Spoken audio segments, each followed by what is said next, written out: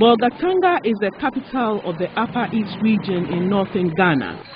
Poverty is prevalent in this part of the country, and this makes poor families readily give their young daughters in marriage just for the bride wealth. But a worrying trend is the kidnapping of young girls by their admirers. The girls are later forced to marry their admirers. In the next few minutes, we'll follow the story of one woman, Comfort Adongo, who in spite of being forced into marriage whilst in class 5, is determined to make it in life no matter the odds.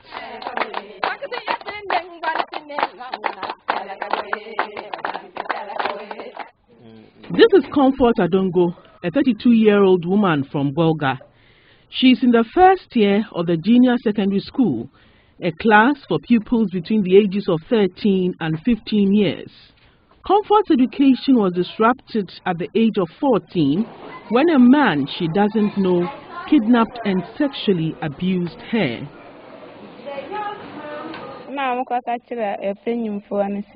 When they kidnapped me, I wept and wept for 4 days.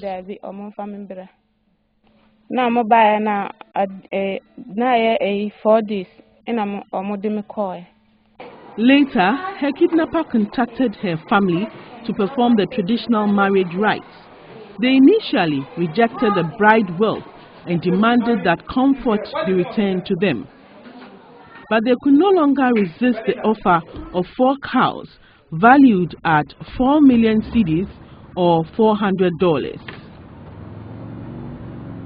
A report by the Commission on Human Rights and Administrative Justice in Ghana has described forced marriage as the major human rights abuse issue in the north. Forcing girls below the age of 18 is a criminal offense in Ghana, yet very few cases have been reported, let alone for the perpetrators to be prosecuted. The Domestic Violence and Victim Support Unit in Bolga explains. Because they see it as normal, normally it's like there's a bit of hesitation on the part of the victims going to the police. And I think that is the more reason why we haven't received cases like this.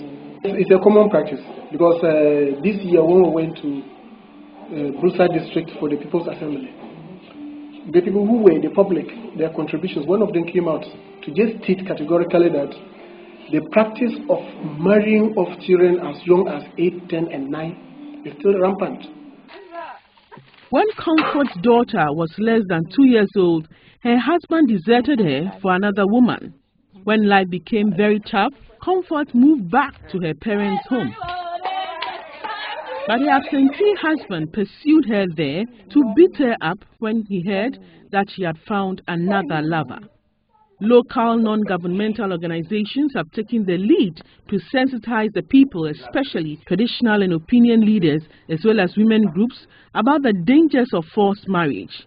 One such organization is the Anglican Diocesan Development Organization. I think that somebody has to start from somewhere. And you can imagine the psychological trauma that lady will go through. Somebody you don't love, and you are just kidnapped. I mean, you are treated as an animal, and your human dignity is taken away completely. And I think that it is very bad. I come from this part of the country, and I don't agree to it. The Widows and Orphans Ministry, another NGO led by Madame Betty Aidia, is the organization which pays for Comfort school fees and buys her uniform. She weaves hats for a living. I want to be a nurse in future. If God helps me, I will also be somebody in future.